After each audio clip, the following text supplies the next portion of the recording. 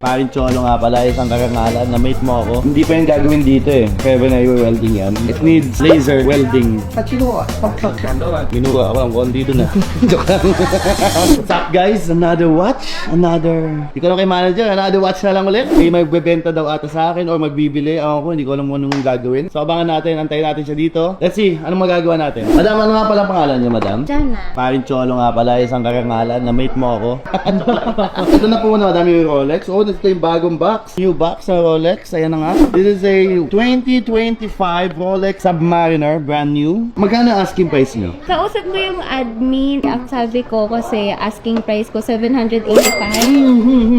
Oo, sabi ko, ano kaya pwede, last price ninyo pwede nyo i-offer sa akin? 740k daw. Sige, check ko lang. Pag pwede naman sa 740. Para kailangan ko lang makita lahat. May konting chip siya, madam. Nakita mo yung chip?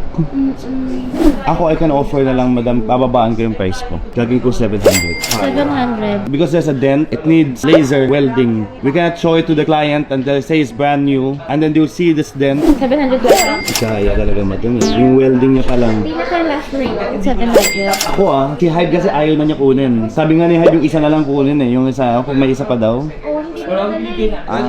Okay sana lahat eh. Unopened pa naman Oo siya, hindi pa nga, yun nga, pero yun nga eh, ba't may ganun kasi may ano siya. Sagad ko na talaga yun, 700. Ako magte-take na risk. Hindi ko pwede siya ibenta ng brand new pag ganun. I'll check the other one, but this one is my maximum I can give, 700. Even this one, if it's all good, I'll get it 740. 就给他的可能是全新的，离家不一样。 Gets ko naman. Gets ko sila? OK， 700 or no?